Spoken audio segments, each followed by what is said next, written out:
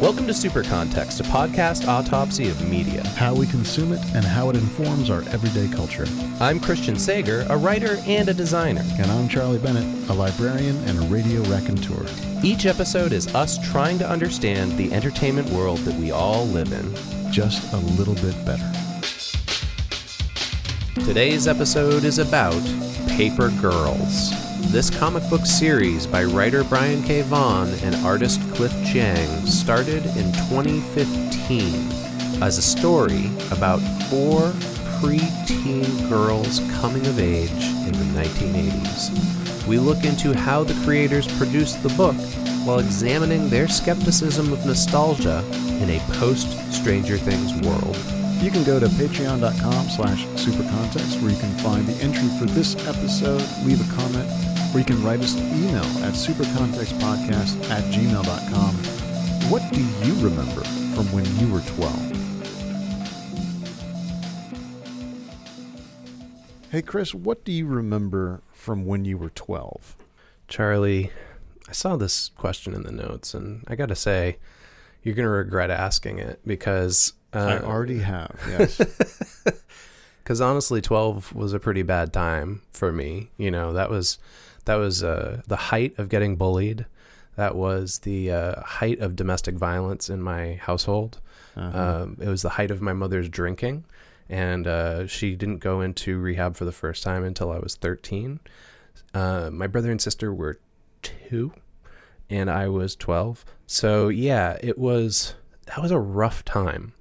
The things I remember positively about that year are that is the year that I really started finding escapism in pop culture. So like comics and D&D started to become really important for me when I was 12. And like something we're going to spend a lot of time talking about today, I rode my bike everywhere. Yeah. I started thinking about 12 and I realized that I could not picture it. I was unable to really pull up what it was like when I was 12. I had to actually go and check the notes, like do the math, like what year was I 12? Okay. And then I went looking and I read several sort of, here's 1980, blah, blah, and what do you think, to see what I remembered. Not like, oh, this happened, but what did I remember? The Challenger blew up. Nintendo was released. We Are the World happened. Back to the Future and Goonies came out. Dire Straits' Money for Nothing was released. And by that I mean the video for Money for Nothing came out. The PMRC really started getting out there into the world. That Tears for Fears record came out. That was a big deal. And Dare to Be Stupid by Weird Al Yankovic. So this is interesting. Like you measure your history in relation to... Yeah. My household had no sort of like markers. There wasn't any... I don't remember... It's not when the divorce happened. It's not when someone got hurt. It's not when someone was sick. I don't really have a lot of clear memories of the day-to-day. You don't... So, like, when you were 12, you don't remember, like... what school you were at or what classes you were in or who your friends were. If you say when you were 12, what was going on? I'm like, I don't know. Okay, let's see. So I was 12 in this year. I still don't know. I guess 12 is 6th grade. I remember 6th grade. Wow. Okay. I remember that school. Yeah. But only because there's like a marker on it, you know? Mm-hmm.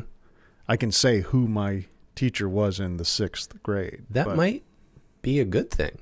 I mean, like, consider that all of my memories about that were tragic. I think it's not good or bad so much as it's indicative of my life. Mm-hmm. Wait, whoa. What does that mean? That your life is just going by and, like, it's relatively easy and therefore you're not remembering any of it? I think that year, for sure. Yeah. Okay. Compared to, what did you say? Like, oh, you're going to regret this. Here are the things that were going on. For me, I'm like, no, that was cool. Now, if you say, what was 97 like? I'm like, oh, shit. Yeah. Or 2001.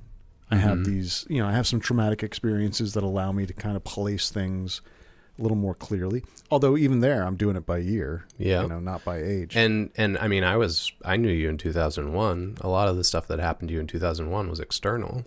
Yeah. Yeah, exactly. So I talk a good game about being sad, melancholy, or, a difficult person. But more than anything, I was kind of a nerdy introvert, and I didn't have a framework for trying to figure out who I was. I had a framework for trying to figure out what the world was. That's what I was concerned with. And so I was very selfish and outwardly concerned. So which maybe is a weird combo. Yeah. That's a good thing to realize about yourself, though. But I'm trying to think about it in terms of Paper Girl's anatomy. Wait, anatomy doesn't work. I guess characters. So I'm more like Mac, and you're more like Aaron? Maybe. I don't recognize the way any of our main characters in Paper Girls thought of their lives. Yeah. But that's maybe partly because I don't really recognize what I thought in my life back then. Yeah. Okay. Well, that's a good way to kind of start this off, because I think this episode is a sequel to our Stranger Things episode. It's totally a sequel. It's not a sequel. It's a remix. It's totally a complementary and in some way redundant episode about 80s nostalgia. Yeah. With a completely different viewpoint. Yeah. So we did an episode probably in the first year of doing the show on the first season of Stranger Things. That show is now...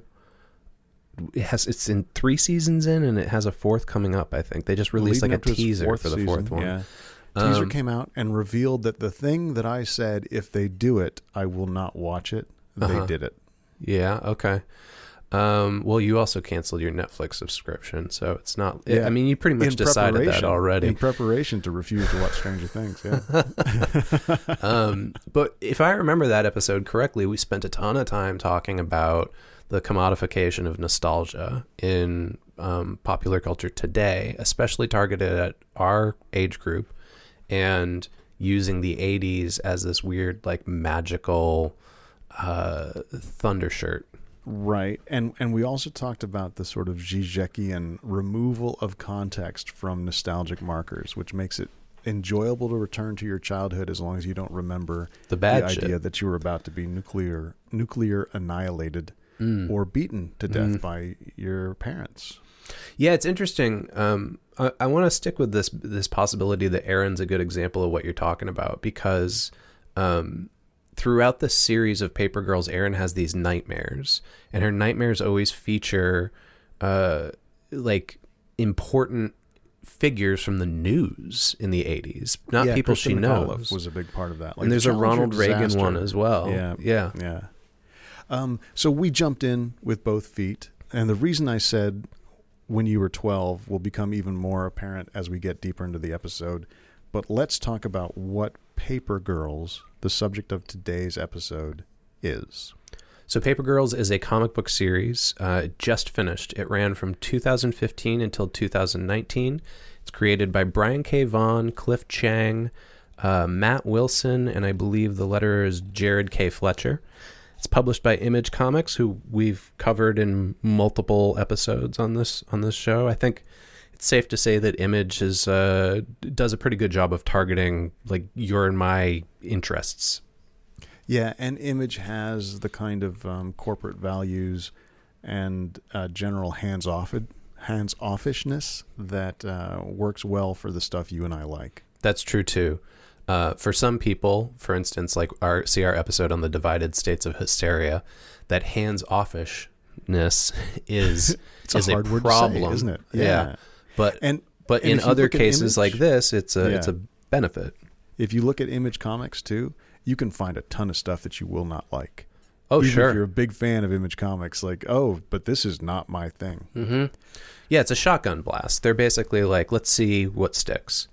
We'll get to them later. But if you haven't heard of Paper Girls, you're probably about to, because it is being developed into a television series for Amazon as we speak. Brian Rafferty wrote a pretty good summary of what it's about in Wired magazine.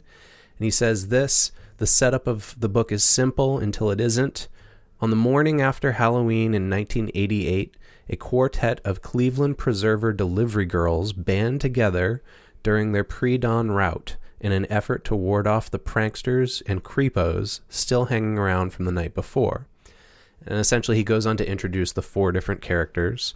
And then I guess like the other thing we should throw in there is like that then they run into crazy sci-fi weird stuff.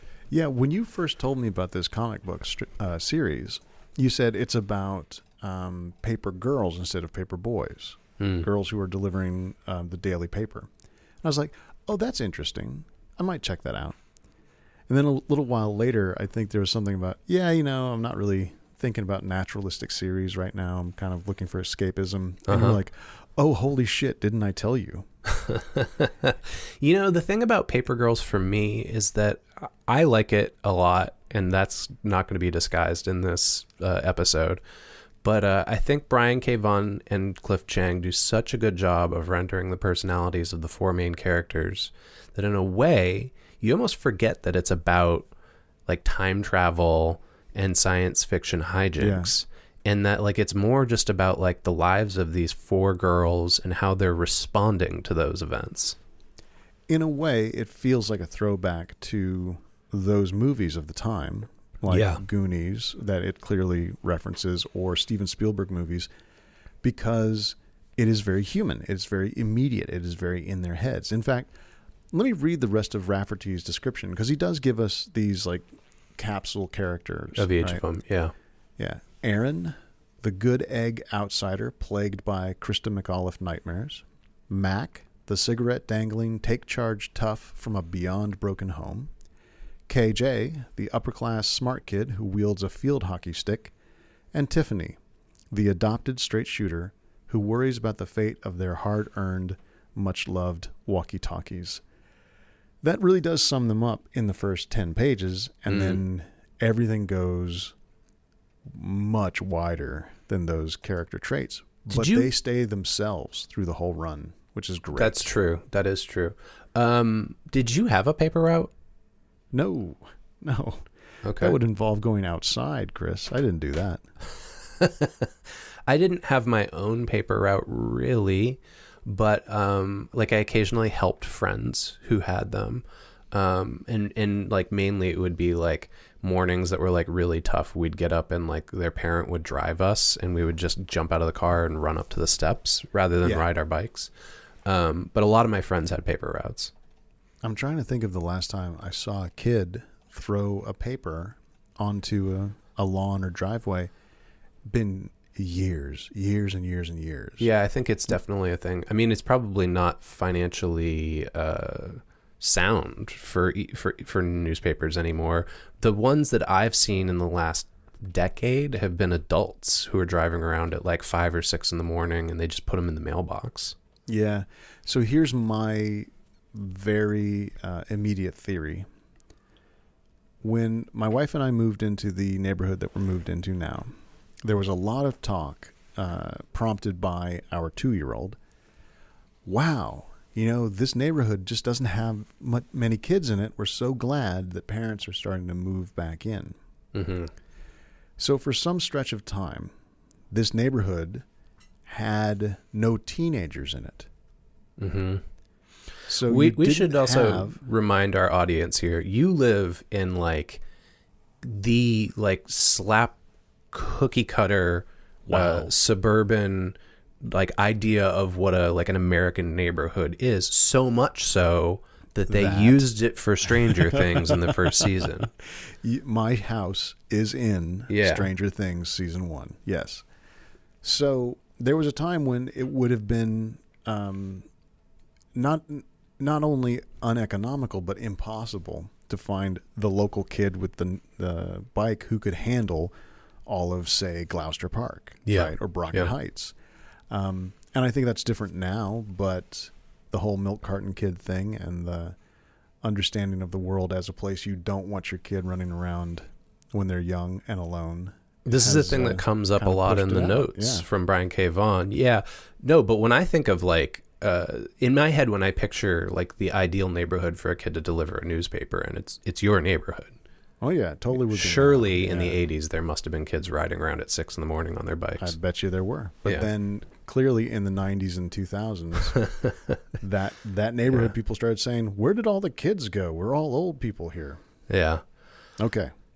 So let's start with Brian K. Vaughan. And the other thing I realized while doing the research for this episode is that once a year we do an Alan Moore episode, we do a Grant Morrison episode, and we do a Warren Ellis episode. And it seems like we're ending up doing a Brian K. Vaughan episode too, because this is the third one that we've done. Yeah. We have found some things we like, and we're sort of sticking with them over the past 4 years. So Vaughan, if you haven't heard our previous 2 episodes about him, he's an American comic book writer. He's also a television writer. He's known for writing comics like Y the Last Man, Ex Machina, Runaways, Pride of Baghdad, Saga, the TV show Lost, and the TV adaptation of Under the Dome. We have covered Pride of Baghdad and Saga on this show. And looking at the notes here, almost all of these other ones have either been turned into TV shows or are in the process of being turned into TV shows. There's a Y the Last Man show in production. They just announced that Oscar Isaac is going to be in an Ex Machina thing, whether it's a movie or a TV show, which is everybody's like, oh, it's so ironic because he was already in a movie called Ex Machina. And irony is not coincidence. And there's a Runaways TV show on Hulu now that has come out since we did our Saga episode. So we have a lot of information from Vaughan and Chiang looking back over their 4-year project. So we're going to talk not only about how did this get started, but what they're saying about it now that it's complete. Yeah. So to begin with, let's give Vaughan sort of the intro to this. He says, I won't speak for Cliff, but I'm just happiest letting the work speak for itself first and foremost. I find I am such an ill-suited advocate for my own work. I'm terrible at describing it. It's hard to do. Secondly, interviews just don't feel like a useful promotional tool. I read something because 2 or 3 of my friends recommend it to me. I just miss Cliff, he jokes. So this is a nice opportunity to do a post-mortem on the book that we talked about very little in public. Yeah, so this is interesting. That is the longest interview in our research, and it's from the Comics Journal. But I would say that there's 5 interviews that covered this material that we consulted for this episode. And Vaughan claims we don't do a lot of interviews. And as I was pulling the research together, I was like, man, they talked about this book a lot. Well, way more than I remember Saga. Lost and Under the Dome. Mm-hmm. He was not on the PR circuit the way he might have been before. That's probably true. What he's comparing it to. Yeah. Chiang says something that I found really interesting. I think it's hard to promote a book when you can't really talk about it. I mean, before it's come out. So they had a story that was a surprise. You know, there's lots of twists and turns and reveals, so you can't really say, oh, well, here's the whole story. Yeah. And they were also creating a limited series, a mini series with a defined beginning and an end.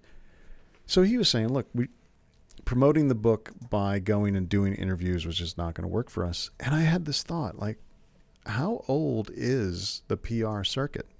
It's only recently that we started sending artists, creators, writers out on the road to make them talk about their stuff. Well, I would say for stuff like room after room. Yeah. I would say for stuff like this, it's probably 20 years old. Because I remember in the 90s, like for comics, when you wanted to learn more about like why creators did what they did when they were creating something, you didn't have a lot of avenues. There was Wizard Magazine, which is kind of a joke nowadays, and the Comics Journal. And the Comics Journal wasn't easy to hunt down. That was a pretty rare artifact, at least for me. But now there's like 24 sites that are covering pop culture and geek matters or whatever. You say 24. There's also a ton of people who are just trying to fill the 24 hours of news, the 7 posts a day or whatever. But then let's go back to Vaughan on this. He says, I think for an ongoing comic series, 99% of your publicity work is having a great first issue. Most people, if they read a great first issue and they love it, you can sustain that. That's so much more important than having a strong social media presence. I find that stuff barely moves the needle. I really want to stop and unpack this for a second, because I think this is a gem of wisdom from Brian K. Vaughan that other comic book creators should pay attention to. I find that when I read first issues, not just from Image, but other independent publishers, they are not of the quality of the first issues that I used to see on the stands 10, maybe 15 years ago. Yeah. What I mean by that is they're not, they haven't been constructed in such a way as Vaughan is talking about here, that it pulls you in, it hooks you so hard that it generates enough goodwill to get you to read at least another 5 or 6 issues, right? A trade. Which it has to do because there's so much to peel through, right? Yeah, and I think instead, a lot of creators I see spend a lot of time on social media, and I don't mean this in like a bad derogatory way, but just like engaging with social media and building an audience as an influencer rather than doing the thing that they're supposed to be an influencer of. Mm-hmm. So the thing I want to pull from all of this is we've got Vaughan, the writer of this project, and he's talking in terms of promotional tours and like the corporate PR, and also in terms of being a TV writer. This is a guy who's been doing it a long time, who's worked in television, has had his stuff bought or been sniffed around to be made into movies and television. Mm-hmm. And what he's landed on finally is most of this stuff doesn't matter. There's a system where the first issue goes out into the world, and that's what catches people. So what he ended up doing, of course, was he created a first issue of this limited run series that was nearly incomprehensible in terms of story and totally about character. Yeah. But I would say Paper Girls #1 did its job in that, like, I read it and I was like, oh, I'm on board. I mean, yeah, I don't think it was bad. I'm just saying that that's what he went after. And I also think, we're going to see this play out in the numbers coming up, but like Paper Girls already had a tremendous amount of goodwill because both Vaughan and Chiang are really well-respected creators in the industry. And so just the very idea of the two of them working on something together was a selling point for some people. Yeah. And they had worked together before a long time ago.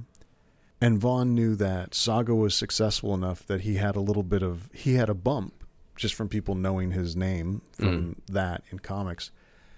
That what they decided to do when they joined forces was what Vaughan calls a weird, personal, offbeat book about their childhood. Yeah, so they seem to have a couple of different agendas in creating this book, and all of those kind of get pulled apart like spaghetti during the course of these interviews. You would think, like, I mean, I thought this when it first came out. I thought, oh, Vaughan saw how successful Stranger Things was and was like, cool, I'm going to get in on that. I'll do my own version of that. But that never comes up here. He does talk about the influence of Steven Spielberg, but it seems to be more about him being a father and trying to understand himself as an adult, trying to teach children how to be people, and remembering his own childhood and like the interactions with people that he had then. Well, now I just had to check, Chris. Stranger Things premiered in the summer of 2016. So if Paper Girls started in 2015, no one was saying, oh, is this going to be like Stranger Things when it started? Huh. And it may have been that when they started doing these interviews, they just, people said, so Stranger Things, like, look, we started first. We don't need to get into this. That is interesting. Because I got to be honest that, like, that's not how I remember it, but clearly that's how it played out. Wow. That's weird. Okay. So it did come first. Yeah. I mean, if 2015 is correct. Yeah. Then well, we should also consider that the build up to something like Stranger Things was already going on with things like Super 8. Right. So and you were thinking, oh, this thing Stranger Things is coming out. It's got the Stephen King logo. But yep, right. It's not Stephen King and it's not Netflix that Vaughan was all about. He says, I worship Spielberg. Yeah. And the idea was basically Back to the Future. They wanted to do a story about kids from the 20th century that confronted their adult selves in the future, and that it wasn't like Marty McFly's world in Back to the Future 2, where there were flying cars and actual hoverboards. And he says, quote, but a future that's equally amazing and terrifying for many different reasons. Let me tell you something that I do remember about being around the age of 12. I totally thought hoverboards were a real thing when I saw Back to the Future 2. I thought that was a real technology, and I was like, okay, when are those going to hit Toys R Us? Now, I remember from a slightly younger age seeing ads for Zips, the shoes Zips. Do you remember that?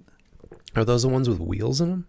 No, these are just the ad campaign had kind of a Bionic Man feel to them. You know, the kids put on the Zips and then they're like, oh, they could run fast. Yeah. And when I got my Zips, I thought I was going to run faster.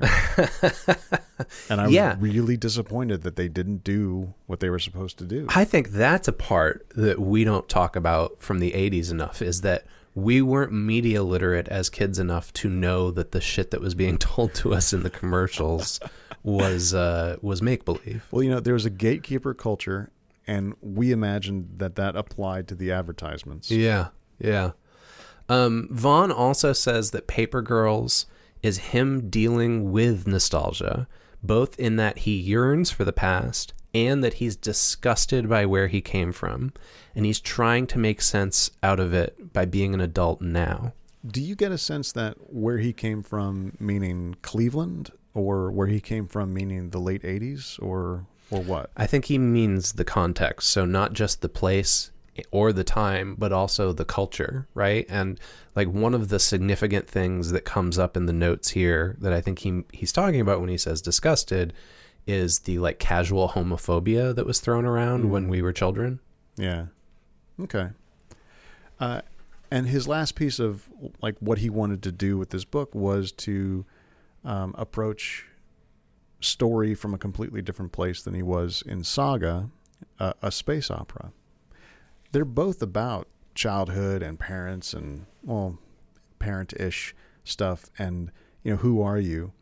But he said he was going to do this natural, immediate, personal story, you know, with giant robots and time travel. Yeah, you don't really get to the giant robots until like 3/4 of the way through the series. But yeah, like it's almost like he started off being like, the budget for this will be small. And then and then he's like, screw it. Like we'll just go big.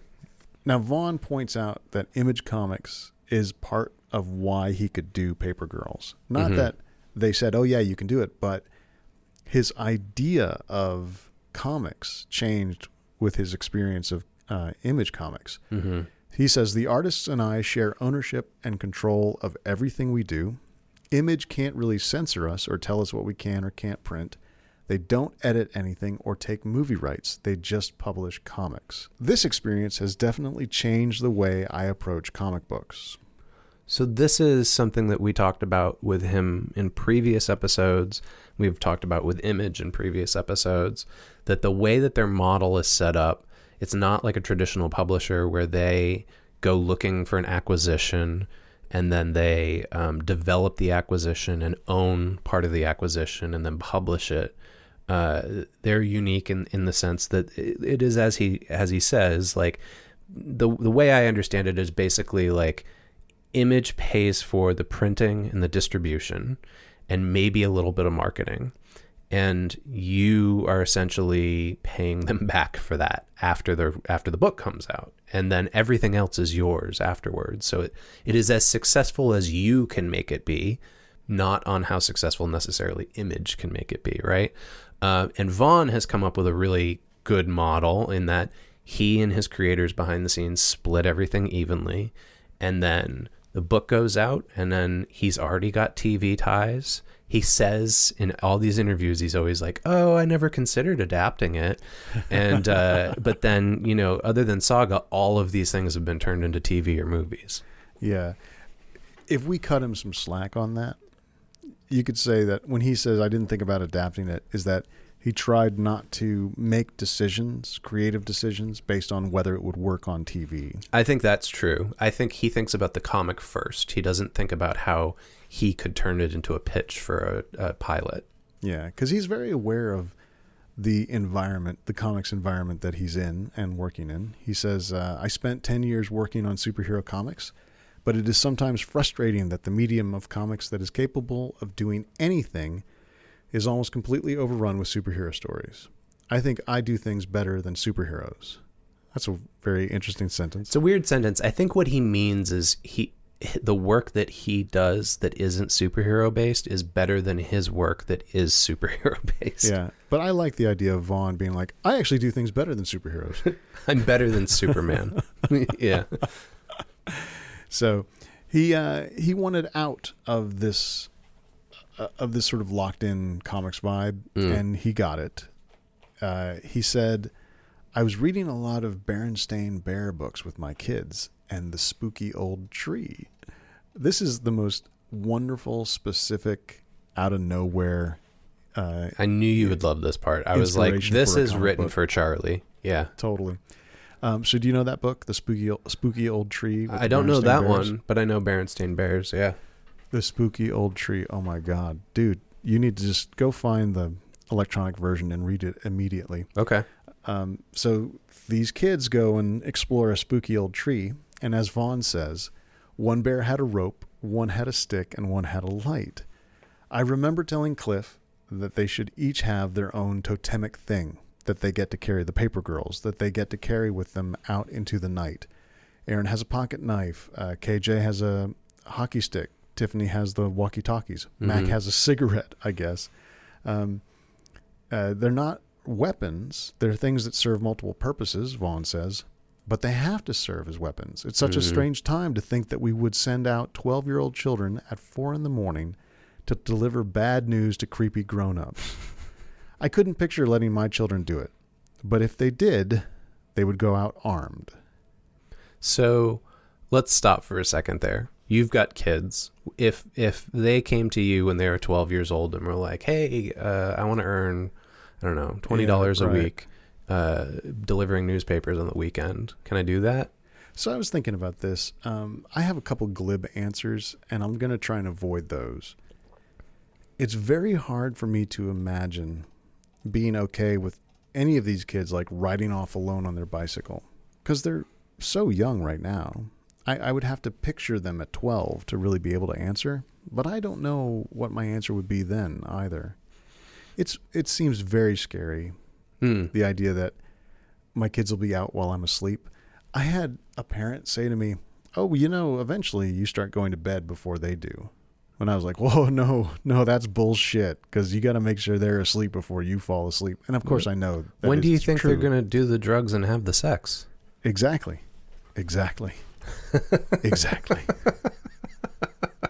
So back to this. I mean, I would say I agree with Vaughan not being a parent. Like, it is fucking weird when you think about it that our parents were just like, yeah, cool, whatever, go out there. Especially, like, I mean, we know this now. Like, the reason why parents are so protective now is because of the rise of, I guess, for lack of a better term, like violence against children. I would say the understanding, yes, the rise of the understanding of violence against children and predatory folks. Yeah.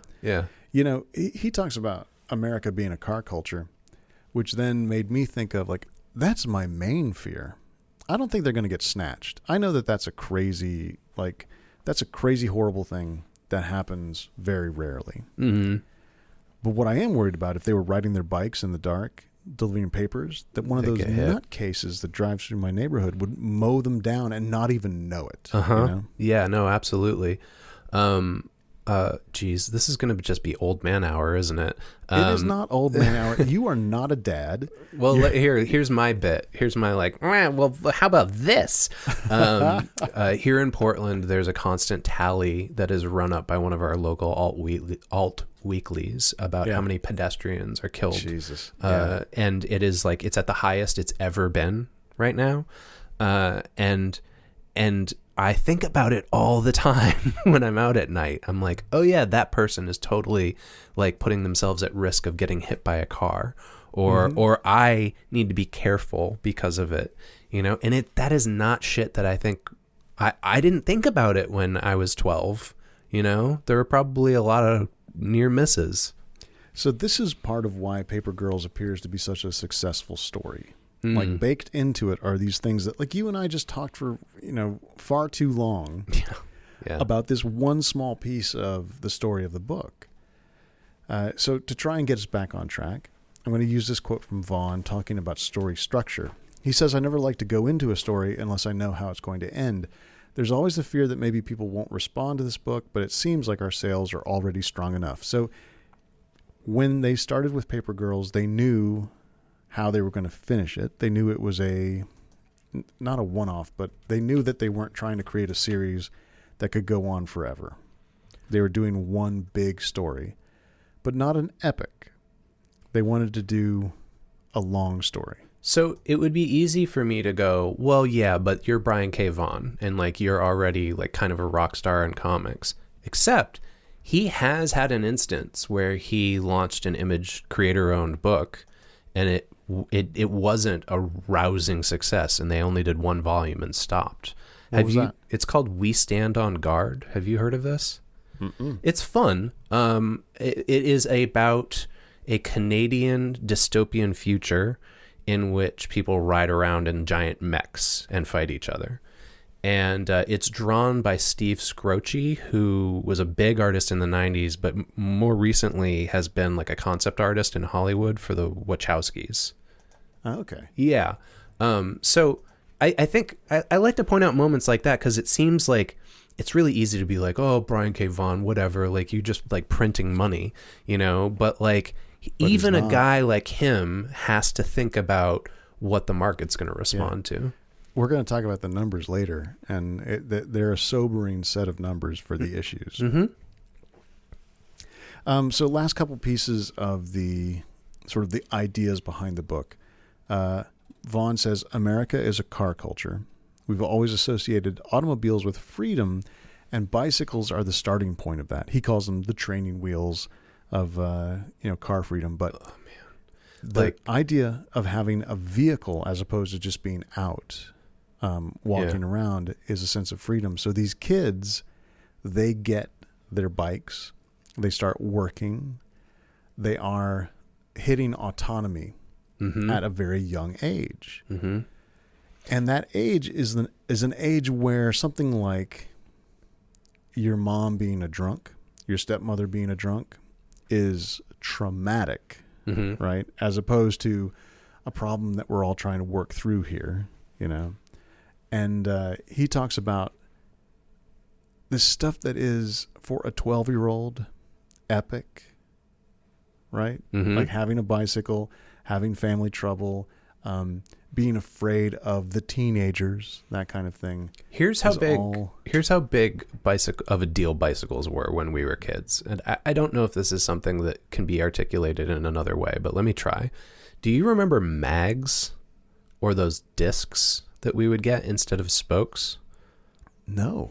Maybe I am just younger enough than you that this was a big deal with my age group. I would believe that, yeah. Mags were like these like really highly dense constructed plastic or like fiberglass things that were put in your wheels instead of the spokes. Now. Yeah. And then the discs were like giant shields that were put over them, and it was essentially an accessory. It didn't like make the bike go faster or anything, but that was like a huge deal when I was a kid, if you had mags or not. And like I remember begging my parents for mags for my birthday one year. And did you get them? I got one. Nice. I had a mag on my back wheel, but not on my front wheel. Oh, man. Yeah. Anyway, I feel like I should sum things up now at that point. Vaughan says, this is a book for kids, so I want all of those things. Tears, bloodshed, darkness. It was the stuff that I loved when I was 12 years old, not stuff marketed to 12-year-olds. Kids always want to reach a little bit beyond themselves. They want to see what darkness and horror the world has to offer. And they want to hear things they're not supposed to hear and read things that they're not supposed to read. So this definitely speaks to like the larger issue of why horror that we end up talking about on the show a lot. Mm-hmm. But also, I think the success of what we're now calling YA content, like the idea that when you're a kid, you don't want to be spoken down to. You don't want to read stuff that's written specifically for your age group. Yeah, you don't want what's sold to your parents as reflective of your existence. Mm-hmm. So Vaughan talks about the construction of Paper Girls as a narrative, and he says, actually, since the very first issue, we planted clues all throughout the series for, quote, amateur detectives and cryptology fans out there who wanted to solve the mystery at the heart of the story. We also recognize that the vast majority of readers would probably be less mystified and more like our young heroes have been. He talks about the way in which he decided to write the characters and how he fleshed them out, and that like all the other fictional characters that he's created, they're combinations of both real people he loves and personal experience and then shit he just made up. Yeah, that's the quote. Yeah. They're a combination of real people I love, personal experience, and shit I just made up. Yeah, and he says, look, I respect not everybody agrees with this, but I think that writers have a responsibility to imagine and portray people who might not seem like us on the surface, but then do our best to understand and identify with them. 100% agree right there. Yeah. That is the key to writing good characters. Yeah, and there's this subtext to that answer that then gets a lot more explicit when he says, most latchkey kids in the 1980s were way more independent and less sheltered than the average North American kid today.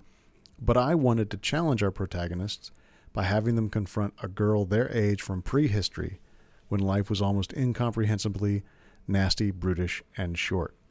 So entering into the areas that he just made up was important to be able to compare and contrast, right, his characters. Instead of saying, oh, look, here are these kids, and look at their kid stuff, and look how kid-like they are, and look how they're just kids. He was saying, hey, look at these kids and see how they respond to all kinds of things that kids would normally never have to deal with. And one of the things about this story that clearly is magic is that I said it already. It takes, just thinking about it, takes us all over the place in our histories, in our memories, in the way we're thinking of our present. Mm-hmm. And I think these guys knew that. I think that was part of the project. You know, I think what we're learning here is that's the difference between this and something like Stranger Things. And Vaughan's going to speak directly to that shortly. But I think this is triggering so many memories for us of, oh, whoa, those are things that we did back then. Can you believe it? Rather than, oh, the 80s were such this beautiful, amazing time and we miss it. And why can't things be like that again? Also, that it's not like, oh, hey, that's like that show we watched, or that's like that movie we saw. Mm-hmm. It might reference. I mean, it's hard, I think, to see them all on their bikes and not kind of think of Goonies, you know? Sure. But it's not, because it's set in the 80s, but it's not explicit, and there's not these sort of Easter eggs for those kind of media consumptions. There's Easter eggs for the actual daily life. So another thing Vaughan highlights here, and I got to confess, I don't think I even realized this until he pointed it out, is that each arc of Paper Girls, of which I think there's 5 volumes, covers a different girl in a different period of time. Yeah, that's real explicit when you're like getting the trade paperbacks. Mm-hmm. Like it became clear to me, like, oh, here's the next beat. Of a transition, but that's because that's what the volumes were. I read it in single issues as it was coming out, so that makes sense. Yeah, but basically, he says we knew like right away, like because Cliff Chiang had been an editor, and he was like, I think the best way for us to construct this going forward is to think of it like, We'll write the stories in arcs surrounding each girl. And then Vaughan was like, yeah, each member of the quartet will continue to evolve as each volume goes on. Yeah, and that brings up something about the working relationship. So Vaughan is the writer and Cliff Chiang is the artist, and then there's a letterer and a colorist. But in a lot of ways, Cliff Chiang is a writer. Mm-hmm. When Vaughan went to Cliff, he went with an idea. He went with a sense of how the story would work. But when an interviewer asked, how much of Paper Girls did you have before you went to Cliff? He said, not a lot. I knew Saga was successful. I felt like I had the creative capital to work with someone on something that was not commercial. I had an idea for a while that involved 12-year-old newspaper delivery girls and time travel, and Cliff was always one of the first people I considered. And then they connected, and that's how this sort of back and forth, this editorial collaboration began. You know, Vaughan said he picked Cliff because he was able to draw young people. And then they start talking about how, like, before they even started on the book, they were just pre-planning it. Cliff was like, okay, like, we need to plan it out this far ahead of time. And Vaughan was like, oh, like, I got home from a trip to New York and I realized, like, I had planned the next 4 years of my life with Cliff. Like, we had gotten it out down to the day, and we never deviated Cliff from it. Obsessive compulsive from the get-go. And this is interesting. He says that created a different writing mindset. Yeah. Don't just write when the muse strikes you. You need to be writing right now because Cliff's calendar demands it. Yeah, if it's anything, I don't remember if Paper Girls was like this, but I think they did the same thing that he does with Fiona Staples on Saga, which was like they would do an arc and then take like 2 or 3 months off. Mm-hmm. And by that, it doesn't mean that they weren't working for 2 or 3 months. It means that the books weren't coming out for 2 or 3 months because they were working at a pace to keep up with that schedule. Part of that interview answer that I just read has this really nice thing that's different from, separate from the Cliff-Vaughan relationship. But Vaughan says, I like having an outlet to say whatever is scaring me about my children and my past and my present, and it can be poured into an issue. What drives it is whatever I'm afraid and confused about. Mm-hmm. And I think that this is, art is therapy, certainly. But if that's how he's working, being on a schedule that doesn't let him think too much about what he's put down on paper is what lets that get by the internal censor. And I think, too, like, that is what makes for good storytelling, right? Like, if you are choosing to address the things we always say, like, that you're passionate about, right? But, like, he's, like, struggling with these ideas of parenting and childhood and identity and what all that means. And he's trying to, like, work it out on the page. There's, like, a certain amount of energy to that we feel as readers. Yeah. Cliff says it's, the heart of the story is Brian's need to explore whatever is consuming his thoughts. Paper Girls is about getting older and looking back and thinking about what you wanted to achieve when you were younger. Oh, God, Chris. Oh, God. There's this grappling, Chiang says, with what's going on in our lives now, and we put a lot of ourselves into it because of that. Vaughan calls it a benevolent midlife crisis. That seems, you know what? Like, I'll take it. I wish I was having a benevolent midlife crisis. Paper Girls is a diary of things that they considered when they delved into their youth. Yeah. Vaughan says, what parts of the 80s made us? What did we carry with us? What are we imparting to our children? What have we been able to get rid of? Yeah. And this conversation that they had turned into the story, or turned into the details of the story that they kind of already planned. So we spent a lot of time talking about Vaughan, and we'll continue with quotes from both him and Chiang, but let's focus on Chiang for a little bit. Cliff Chiang is an American comic book artist. As I said earlier, he used to be an editor for both DC and Vertigo. He's known for working on books like Human Target, Beware the Creeper, Neil Young's Greendale, and just a ton of superhero books. It's funny, now that I think about it, I can't believe I've never recommended Neil Young's Greendale to you, because it's really good. It's really, really good. I do love that record. You've got to find this graphic novel, because it's Chiang, and it's written by Joshua Dysart. And it's wonderful. The art is so good inside of it. Chiang has worked on a bunch of my favorite things. He's been a favorite artist of mine for a long time. I will confess to something. When I was teaching myself like the different aspects of the art process of making comics, when I was trying to learn how to ink, I used to print out Cliff Chiang blue lines that he would post on his social media pages. I would print those out on Bristol board, and then I would ink them as I thought they should be inked. And then I would go and look at how he actually inked them to compare and contrast.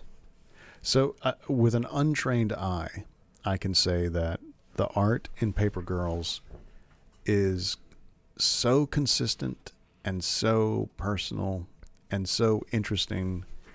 And there's very few, in a lot of comic books, I will have trouble figuring out who the fuck is being drawn because it's like, they all look the same, or they don't look the same as they do, panel to panel. Never a problem in Paper Girls.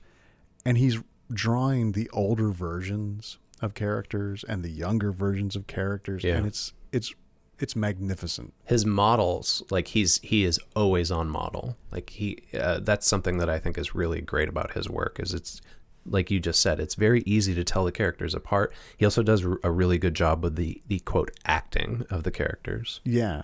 And he's able to draw fantastical things in the same style as naturalistic things. Yeah. One thing, I can't believe I didn't see this mentioned anywhere in here, but when Paper Girls first started, I noticed this. He is drawing just a little bit differently than his other stuff with this book. I don't know if it's a different nib, or he's like purposely using something digitally to make his line a little grittier, but it's not as sharp and clean. There are like very clear moments where he lets lines that would normally get erased still sit there. And it's kind of awesome to see how he incorporates that into his style for the story. So let's let Vaughan talk a little bit about Cliff, and then let Cliff talk about Vaughan. Vaughan says, Cliff drew one of my first projects for Vertigo, Swamp Thing. And it was just so incredible out of the gate. I mean, he was so clearly talented and elevated the script, and he taught me a lot, and I was desperate to work with him again. I recommend that as well if you haven't read it before. I believe they only did 2 volumes of it. It's not the Swamp Thing that you're thinking of. It's okay. This is a series that's about Swamp Thing's daughter, and she looks like a human being, and she goes on basically like a road trip across the United States, encountering all these people, trying to figure out what her relationship to the world is, via being sort of like an avatar of both plant life and human life. I don't want to get too deep into this, but if I've just read the Alan Moore run, can I jump immediately to that one? Yeah, there were a couple volumes in between there, but the essential ideas are the same. I mean, like, at the end of the Alan Moore run, he has the daughter. It's just in this version, she's a teenager instead of like a little kid. Okay. Now here's Cliff talking about Brian's writing. There's a pacing to Brian's stuff that is cinematic and very natural to me, so it was a lot easier than I expected. It was all there. So I didn't have to spend energy trying to fix things, when I could just focus on the characters and the emotion and just draw the scene the way Brian had laid it out, trying to just do my best to keep it visually interesting and moving and do it justice.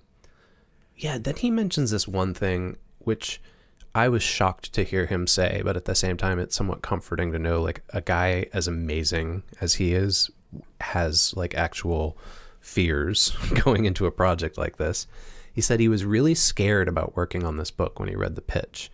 And he said, I was in the nest at DC. What he means, he was just doing a bunch of superhero work for DC. And he said to do something like this didn't feel like it was going to be a slam dunk for him. And then Brian Vaughan said the same thing to him. They were both a little nervous. And so Chiang says he thinks that's what made the project more compelling, is that there was creative risk for both of them. They were a little bit scared. Chiang said, I was scared of drawing 12-year-old girls on bikes. I wasn't sure if I could do that. There was nothing in my career that prepared me for this, but the challenge was exciting. We should point out, this gets mentioned later, he never learned how to ride a bike. So the idea of drawing a series where they're always on these bikes was really intimidating.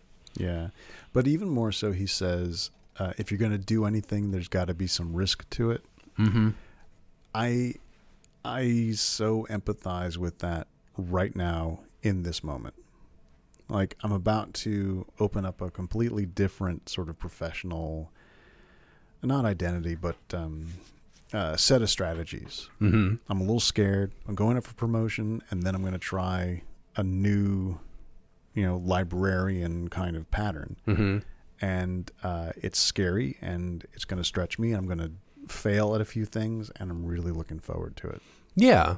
I think that's human, right? Like the idea of like presenting yourself with different challenges as you get older. He also mentions that like he was drawing from reality, and that because from memories. Yeah, that like he and Vaughan are the same age, which is roughly around the same age as the two of us. And he was drawing friends of his from junior high school, their clothing, their hairstyles. He was just thinking about, things like girls he might have gone to school with, and that helped him to create these characters. Yeah, I think that if you'd not had these characters in the comic book look like real people, it would have become just insufferable so quickly. Mm-hmm. If they were cartoon-ish, it would just be like, it just keeps going on and on and on. There's a new damn thing in every issue. But instead they felt real. They felt like real people, and so it was what's happening to Aaron and KJ and Mac and Tiffany. Vaughan points something out that doesn't get talked about a ton, at least not in the notes for when we talk about Comics Charlie. He mentions that when he broke into comics, it was a time when writers, quote, got all the attention and were the stars. What's that? Alan Moore, Grant Morrison, Warren Ellis? I mean, he's talking about Neil Gaiman. He's talking about the 90s going into the early 2000s. Yeah. So that like writers were the brand. I would say Brian Michael Bendis to a certain extent too. And so he's saying, that was what the selling point was. That's how comics were marketed.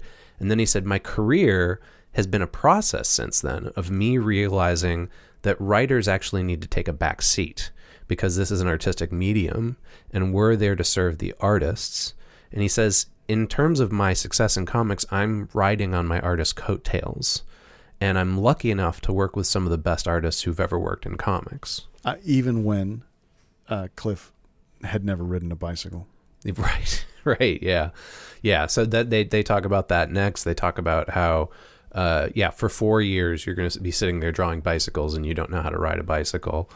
Vaughan also mentions there's a little bit of a difference between the process that he has with Chiang and the other artists he works with. So when he writes his script, he sends it to Chiang, and he says, usually artists will send me thumbnails back, and if I catch something that I described wrong in the script, we'll talk about it. Cliff never sends thumbnails. He doesn't need to. There have always been books where I would get the artwork back and I'd be like, oh, I should have taken another pass at the dialogue to play off the strengths of the art. There was a little bit of that with Cliff Chiang, but at each stage they worked really well together. And I think Vaughan is trying to articulate this, but it sounds to me like that's partially because of Chiang's experience as an editor as well, that he's reading between the lines. Yeah, they're talking about all the pieces all together. So as Vaughan says, at each stage, this person that I'm working with is going to make my work better. So I can just concentrate on telling the next story because they'll have something when they're finished. This is an artist, a collaboration of trust as opposed to a collaboration of contract. Mm-hmm.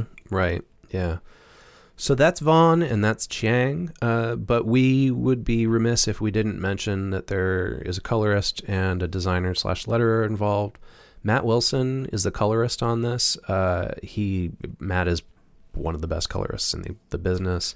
This book is amazing. Yeah. The color, it's like it has no comparison to an actual film stock or anything, but the way that he uses those deep, unnatural colors, like the pinks and the purples. Mm-hmm. And I understand that pink and purple occur in nature, but not like in this book. But he makes it all seem so perfectly real and uncanny at the same time. Yeah. Yeah.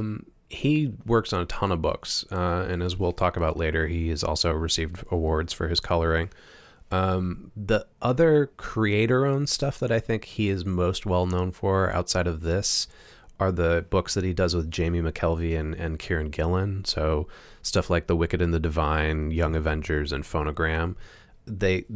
He's sort of come up with like a visual language with that group the same way that he's come up with in Paper Girls. You know, it's funny, like part of the subtle mini projects within Super Context are for me to start understanding colorists and letterers and who I like and who I don't like, and to get an idea that, oh yeah, they're part of the book as much as anybody. Totally. Yeah. Wilson isn't interviewed a lot in the way that the other guys are, but I think his contributions here are significant in like the feel of the book.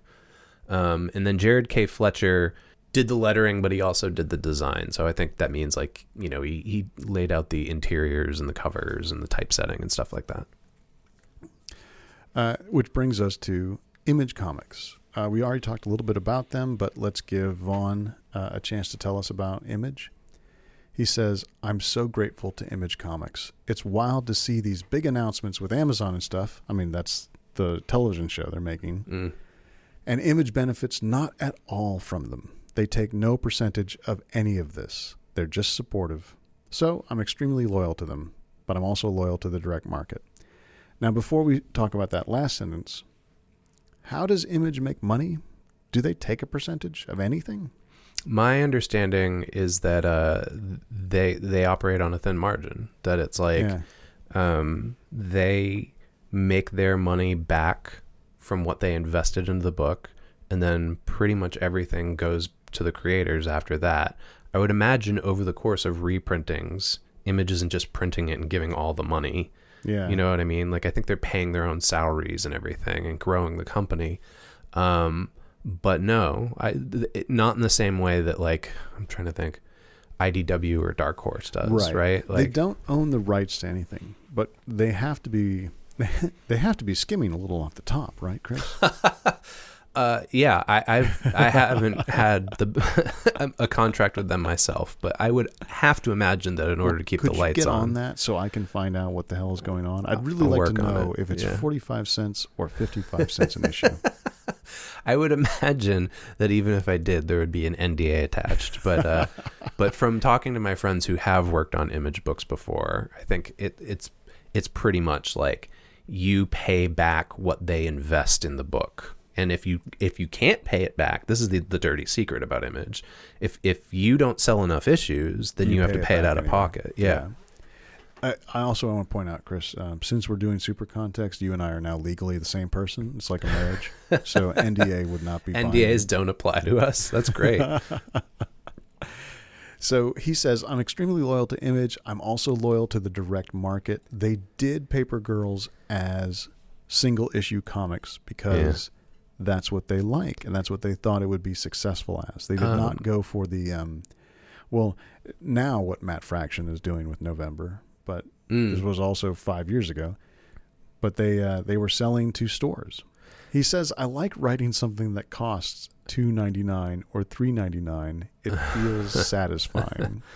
Well, hold on a second here. I want to unpack this because I don't know if Vaughan is speaking directly to this or not, but I want to step back and give a little bit of like comics insight into this.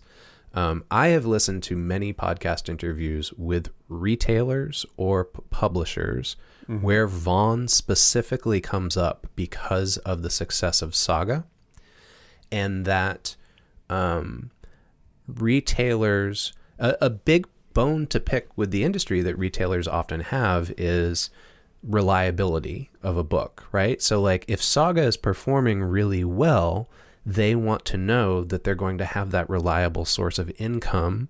Get people into the store to pick up the next issue, right? Yeah, exactly. And so when Saga went on hiatus, a lot of retailers were like, what the fuck? because like they were like, that was like a significant portion of our bread and butter, and you're just taking a vacation for a year and a half. That's how they saw it. I'm sure that's not how Vaughan and Fiona Staples see it. Yeah.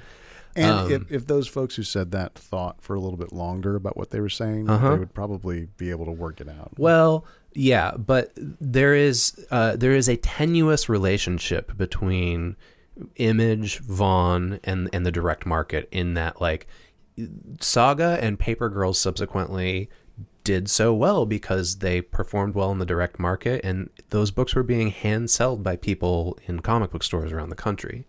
Then they did well in bookstores. That is a perfect segue to sales numbers, but we're not going to take it because we have to real quick talk about Image and then take a break. Well, we've weirdly mentioned Image's business model before telling you who Image are. Image is a comic book company that started in 1992, and it was started by several high-profile illustrators, and they wanted a venue for their own creator-owned properties. Yeah. Image is the alternative to work for hire. It was, yeah. Well, it is now too, but that the idea at the time wasn't the same model that it is now. Yeah. It was like, hey, we're superstar artists who are drawing X-Men and Spider-Man. Maybe we should make some more money off of this.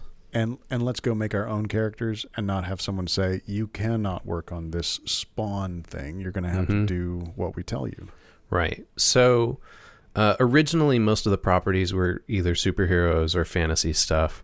Now it includes all kinds of genres. There's all kinds of independent creators. I should also say there's like imprints within Image too that are run by different creators. So I don't believe this is one of those, but like Robert Kirkman has his own imprint called Skybound, and there's like books underneath that he doesn't necessarily write, but he skims money off of. Kirkman, who writes The Walking Dead, or wrote The Walking Dead until recently. Yeah. So Image is best known for The Walking Dead, Saga, which we've been talking about throughout this, and then Spawn, which you just mentioned as well. Weird to me. Spawn has been going on for like 30 years. There's some crazy amount of issues of Spawn that it's been consistently publishing for. McFarlane sold his soul to somebody. Yeah, maybe it was Gene Simmons. The company is currently run by a guy named Eric Stevenson. Stevenson's the publisher. Robert Kirkman is one of the acting partners in the company, and then various members of that like original group of illustrators are also partners. They recently, and by recently, I think it's 3 or 4 years ago now, moved from Berkeley, California to Portland, where I live. So have you plotted out your invasion? Do you know which way to duck and dodge? I'm working on going it. Across the lawn. But yeah, they're local here. It's interesting because Portland is like, I heard it referred to the other day as Comics Town, USA, because we've got Image, Dark Horse, and Oni all here, and then there's like just such a large population of creators that live here too. So does that mean you're Comics Town and then New York is Comics City? That might be why. Yeah, because that was the discussion, which was like, if you're going to work in comics, you should either live in Portland or New York City. Let's take a break. Chris, you and I run a Patreon-supported podcast. We do. We do. We have people who support us by pledging a small amount of money each month to keep the podcast rolling. Aww. We're in a strange position now, though, because what we're doing is sunsetting our podcast. We are. And yet, we are still going to run our Patreon campaign after we stop producing regular episodes. We are.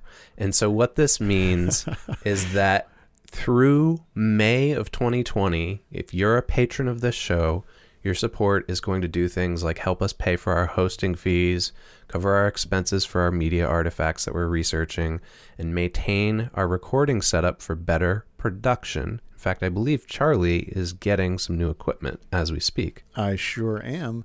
I'm going to get myself one of those fancy mixers.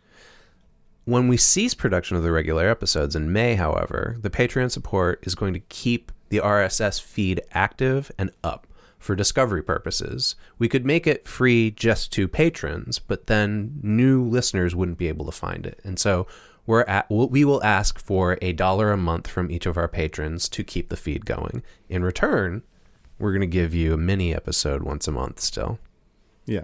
Now, if you want to join the Patreon right now, several levels of support you can give and a bunch of rewards like outtakes, bi-weekly bonus mini episodes, and the monthly Super King Context episode. This February, we're doing Silver Bullet. Yeah. And we're headed, like that bullet, towards maximum overdrive at the very end of its run. It's gonna be Speaking fantastic. of skepticism of nostalgia. Yeah.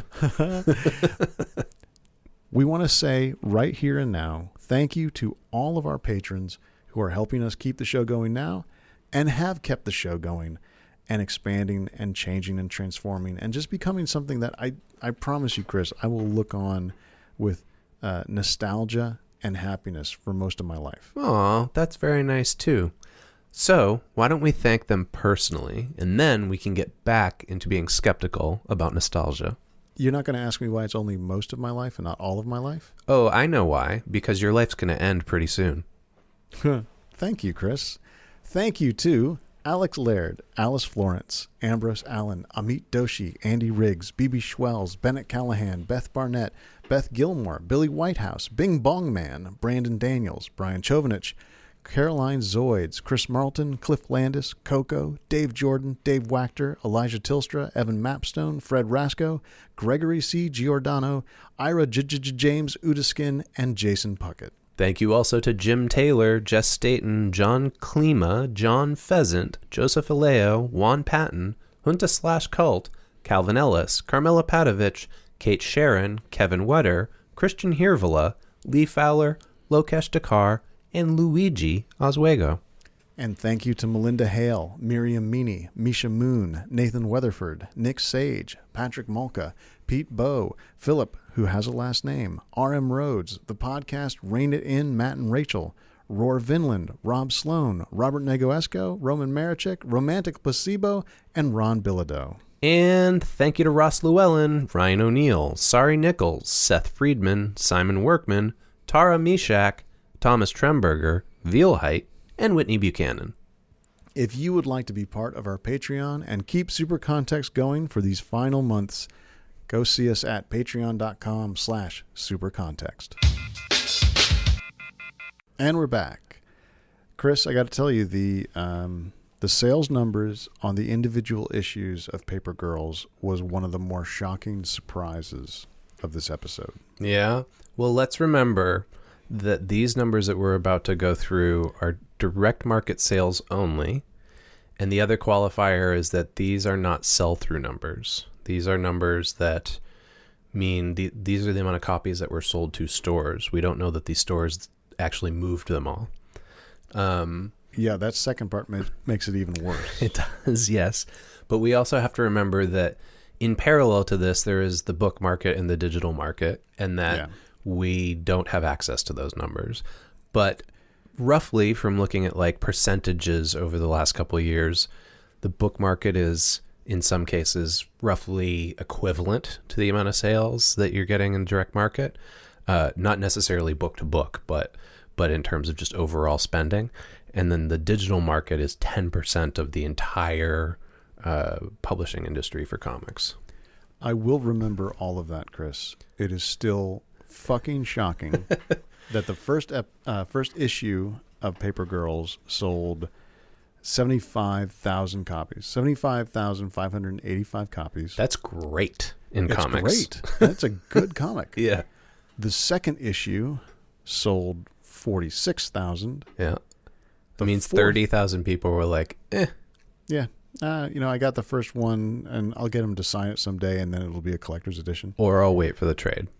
Yeah. I mean, that's the thing. Like, I know that I do this. I'm like, I don't want single issues. I'll wait for the collection or something like that. Yeah. But still, the drop from the first to the 13th issue, it went from 75.5 to 28,000. Which is still good. It's still good in the industry. Yeah. It started big. By the time we got to the end of the series, the 30th issue, the sales on that were 19,342.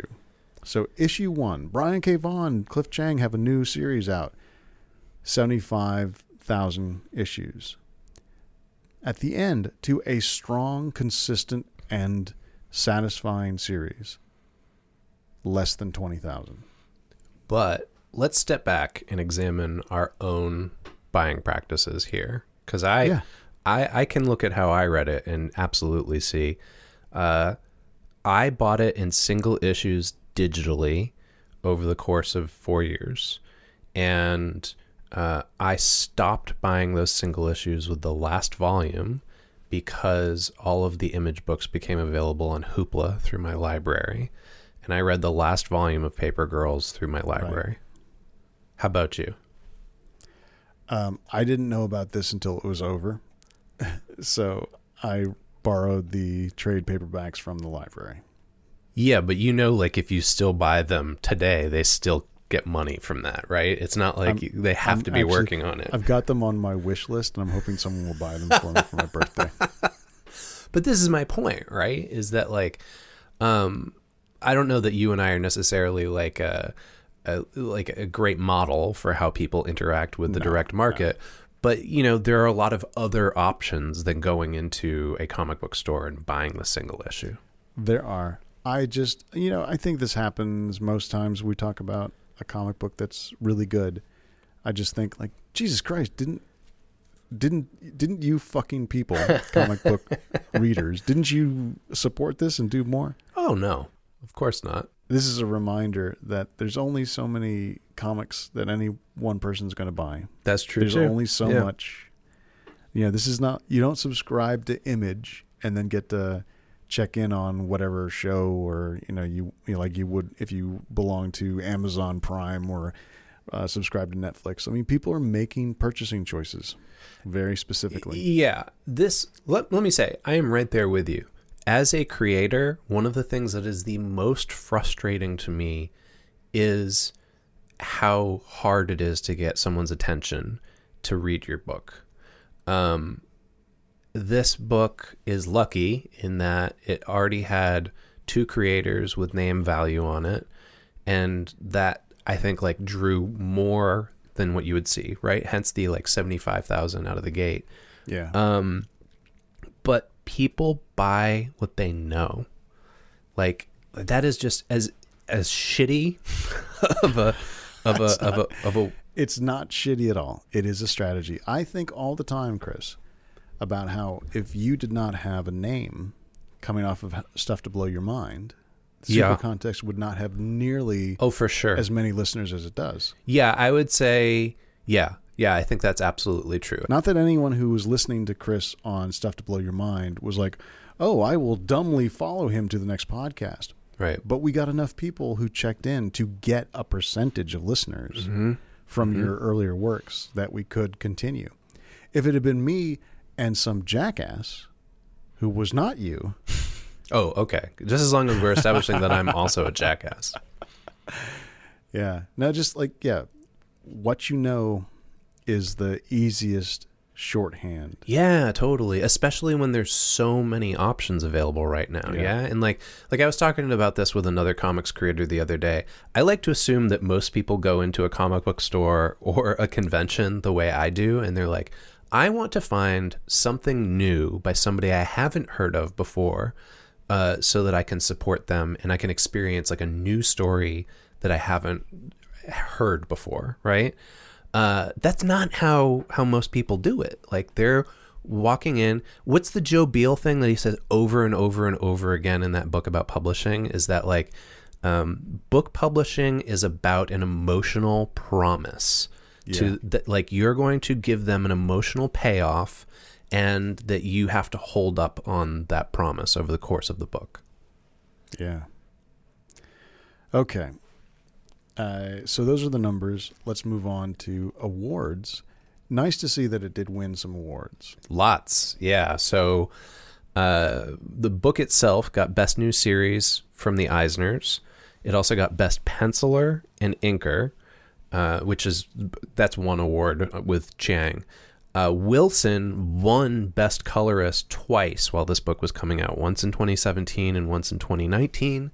And Vaughan won Best Writer as well while it was coming out in 2017. The first volume of Paper Girls was shortlisted for a Hugo Award in 2017. See our episode about the Hugos. Yeah, right. So it jumped from the comic book scene to science fiction as a whole to get that short list for the Hugos. And then it has just been announced that it's going to be a TV show. So I think the sales figures that we saw for the single issues, we didn't mention the numbers that we had for the volumes, like when they came out, but like the trades did somewhere around like 16,000 until the last one came out. It was around 8,000. Those are going to jump significantly when this TV show comes out. Yeah. And there's these big there's these big hardcover collections. Oh yeah, they do like omnibus. Volumes 1 and 2, 3 and 4, 5 and 6. Those are the ones I would like on my shelf. Those are the ones, are those to scale with Chiang's original art? I never saw the original art, but they're bigger. They're more cool. Like a stray bullet size than they are a trade paperback size. Okay, cool. Yeah, I'd like to get a hold of those too. So this TV show, Amazon has it. This is what we know about the project so far, which is in pre-production right now. Legendary Television and Plan B have gotten together to put out this television show. It's going to be distributed on Amazon. The showrunner is a person named Stephanie Folsom, who co-wrote Toy Story 4. I know you have opinions about Toy Story movies, so is this a good thing? I don't know. There's been quite a lot of talk, and by that I mean 2 parents told me that Toy Story 4 had a weird disconnect from 1, 2, and 3. Oh, okay. I can't speak to it. I've seen a few of them, but I don't know which ones they are, what order they were in. But yeah, so Stephanie Folsom is the showrunner, and this is going to be the first project that is part of Vaughan having a multi-year overall deal with Legendary Entertainment. And Folsom is also expanding her relationship with Amazon because she is also a consulting producer on whatever this upcoming J.R.R. Tolkien Lord of the Rings TV show is. Oh, isn't it pronounced R.R. Martin? George R.R. Tolkien. Tolkien Martin, Lord of the Thrones. That was a joke recently on a Super Ego episode. George R.R. Tolkien. I want to delve deep into the joke hole of Lord of the Rings, Game of Thrones, nerddom, and reading, but I can't do it. I'm exhausted. Chris, I'm literally exhausted by Game of Thrones and Lord of the Rings. Yeah. Well, you watched, 7 seasons of one of them? I watched all of the movies of Lord of the Rings, not The Hobbit. And I watched all of Game of Thrones. I regret half of all of that. Do you think you're going to watch Paper Girls? I don't know, and not because I'm going to decide, but because there is so little time for me to watch anything. Mm-hmm. So sometimes we do our minisodes, and I keep track of what I'm reading, watching, listening to put it into the minisode. And sometimes it's like, oh, it's over Christmas, so yeah, check it out. I read like 3 books and I watched 5 television shows and saw 4 movies. And sometimes it's like this week where I say, oh, did I already talk about that? Yeah. Oh, okay. When did I watch that? Oh, well, I guess I'll talk about the kids movie that I watched, Yeah. Anyway. Well, so I just want to, if I get a chance, I will sit down and watch it right away. There's nothing about Paper Girls being made into a television show that I don't like. Yeah, right. Now, if it turns out that it looks like someone said, ooh, how would J.J. Abrams do this story? I might pull back, because that's not the style of this book. You're right. And that is the thing that I guess I was trying to get at with these adaptations, right? Is that more and more often because of how much content there is available both on television and film through streaming services. We're getting comic book adaptations of things that we wouldn't have before. Yeah. And this is nothing about Paper Girls. I know nothing about it. But my example I'm going to go with is Lock and Key, just came out 2 weeks ago. Oh, yeah. And we've done an episode on that graphic novel series. We both loved that. That TV show was not for me. And like, I watched the first episode and was just like, how did you get this so fundamentally wrong? Wait. And it's not. Don't you mean exactly. Why did you decide to do this differently than I expected? Exactly. That is exactly it, right? It's not that it's wrong. It's that it's not for me. It's for somebody else. And Paper Girls, I wonder, it could very well be the same thing. So we'll see. Yeah. Vaughan has something to say about this. He says, I'm lucky enough, having worked in film, television, and comics, humble brag, that when I come up with an idea, I just decide from the beginning, this feels more like a TV show. This feels like a comic. It's never like, oh, this would be a great movie, so let's do it as a comic first and then try and auction it. That seems like a terrible way to go about things. This is meant to be a comic. There are things comics can do that other mediums can't. Yeah.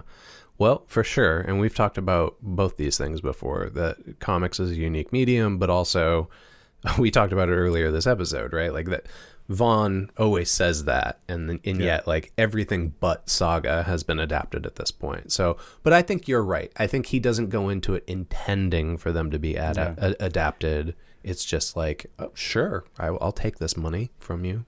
Well, he even says that if I want a big double-page spread of dinosaurs fighting in a city, I never have to say, ooh, there's no way we could do that on a TV budget if he's doing a comic. And so that's why it's meant to be a comic, so they can do all those things. Now, when it goes to Amazon, who knows what the budget will be and who knows how they will transform the concept into... Like, it'll probably be incredibly difficult to do that shifting perspective issue that comes late in the game where, double-page spreads show simultaneous action that's happening in 4 different times. But all focus on the same thing. So who knows how they're going to work that out. Let's move on to representation and diversity, because there's a lot to talk about here. This is going to be a kooky part of the episode. Yeah. So this is a book, first of all, that is created by an Asian American, and Character Media had done some research into this, and they found out that when this book came out in 2018, that 3 of the top graphic novels in the market, according to Diamond, were created by Asian Americans, and this was one of them. And Saga was another one. And the third was Monstress, which I think I've recommended to you before. That's a cool book as well. Although probably not for you. I don't think you'd be into it. What's interesting is that Brian K. Vaughan, a very white guy, it's his artistic collaborator who is the Asian American part of both of those big graphic novels, Cliff Chiang and Fiona Staples, which makes me glad that we had that kind of reframing of the writer and the artist, and that we mentioned it early on, because it's not, Vaughan got an Asian American artist to do his comic book.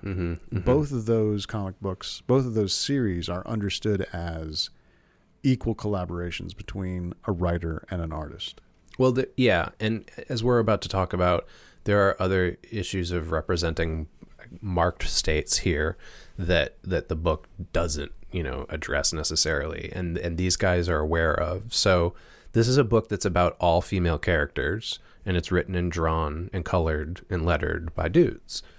And they have an interesting conversation in the interviews about this. So first of all, Vaughan starts off by saying, like, we can do anything we want at Image, and this is the kind of book that, like, if you had pitched it elsewhere, if you had said, hey, it's going to be a book that's all about non-sexualized women, little kid characters, most publishers would be like, yeah, no way.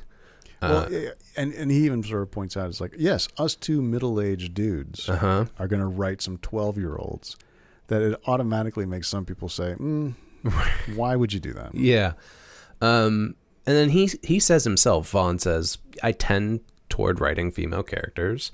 When he was writing Runaways at Marvel, it was unusual because Runaways only had 1 or 2 male characters and 5 female characters.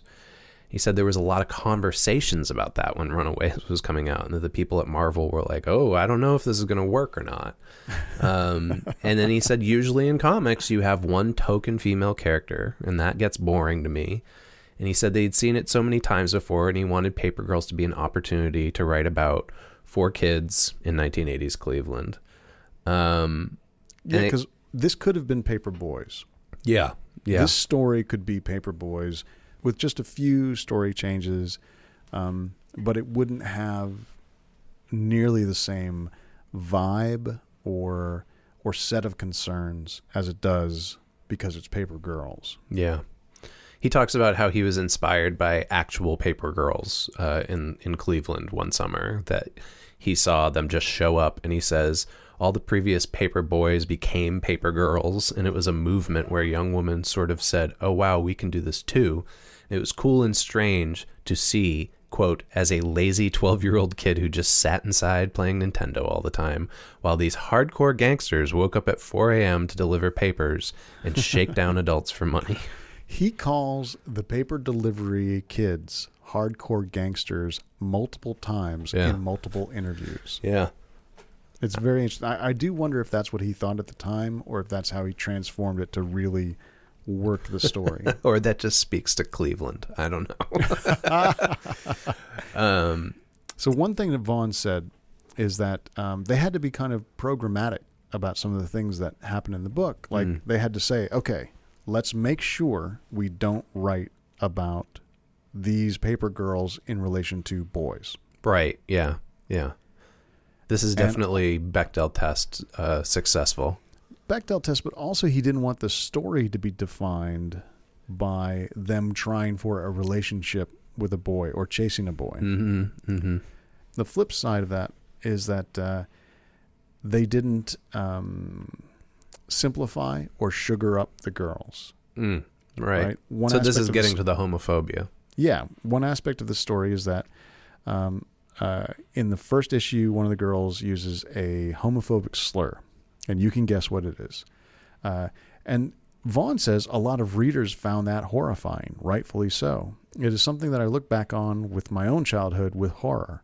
The ubiquity of how casually kids use that word, and unthinkingly. Mm-hmm. So he had to make sure that he didn't fall into the trap of making the girls better than the boys that he remembered hanging with. Mm-hmm. He also says that this is something that gets glossed over in what he calls 80s nostalgia porn that is very prevalent today. Stranger Things, we're looking at you, right? Like, there's no point where any of those kids call each other a homophobic slur in Stranger Things. Or other slurs that probably got tossed around. Yeah, and I can tell you growing up in the 80s, that was commonplace, you know? Yeah. And it was, it's disturbing when you think about it now. And so I think this is another one of those issues where it's like, God, like we need a shared language to talk about how we do representation and diversity in storytelling, because you've got some readers who are like, hey, there's a homophobic slur in that comic book. I'm triggered and I'm offended. And he's saying, yes, but that's what actually happened at that time. And we need to address that and not pretend like the world was something it wasn't, the way we're doing in Stranger Things.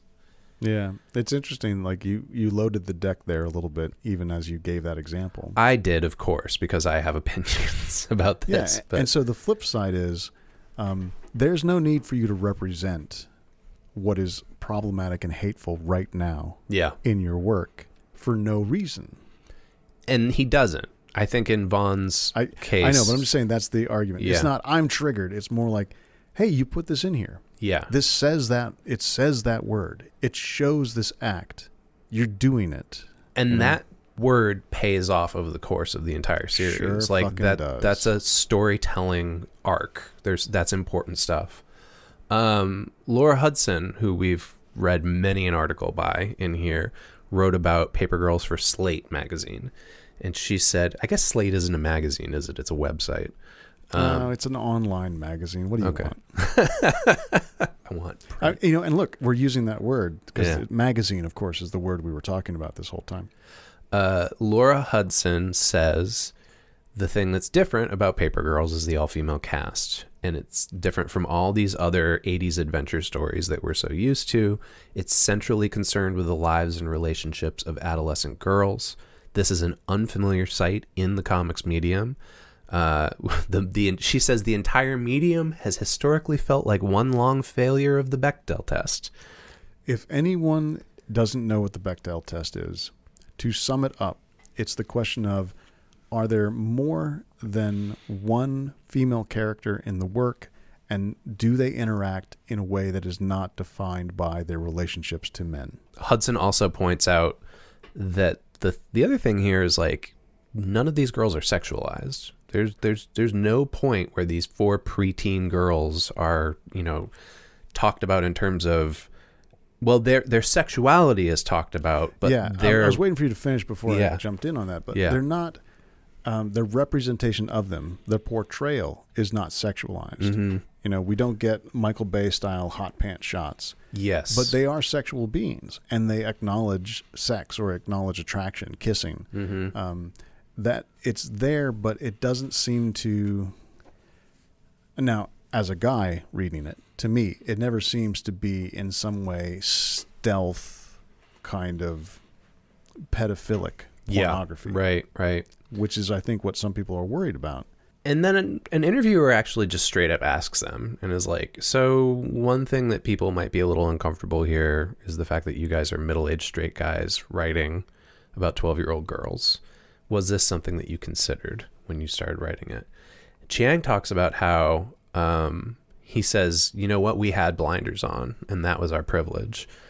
He said they got done with the pitch, and they were putting it together, and he showed it to his wife, and she said she loved it too. There was no point in which, like, she was questioning it. Go for it. Yeah. But now he says, now that's done, he says, if we'd thought about it more, maybe the team would have been different, or maybe we would have gone with a different story. And he said the primary audience is probably younger female readers. And Vaughan says himself, too, he says, I don't know if I would have pitched Paper Girls specifically to the all-male team of Cliff, Matt, and Jared. Probably not nowadays. I guess part of it is that this is one of the first books I've worked on that hasn't had a collaborator who also happened to be female. And it just, he literally says the same thing. He's like, I just wasn't thinking about it until Chris, afterward. Do you feel like because it's 5 years. Mm-hmm. That's like hardly any time. So he says nowadays.